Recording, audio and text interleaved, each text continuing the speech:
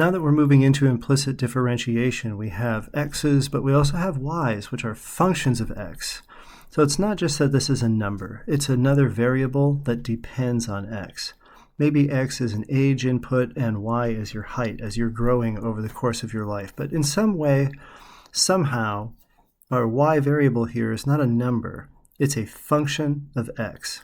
Which means when we want to take the differentiable of this, when we want to take the derivative of this, the first one is easy enough, 3x squared.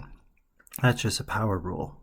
But then when we come to the y value, we're going to do the power rule, of course, but then you have to remember the chain rule, because the chain rule says if you have a function within a function like this, its derivative is equal to the derivative of the outside of the function times the derivative of the inside of the function. And in our case, our y is the inside function and the whole y cubed is the outside function. So we've only taken the time to point the outside function out here.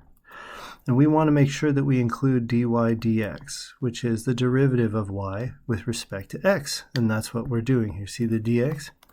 Now, you don't need to do this when you're differentiating x itself, but anything that's a function of x, you're going to need that dy dx. And of course, the derivative of 1 is always going to be 0. So if we subtract it and divide it, you're going to get dy dx, well, I'll just leave the first part, equals negative 3x squared. And we'll divide the 3y squared out like that.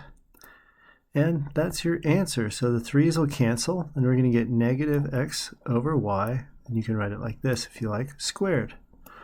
That is our derivative in this example.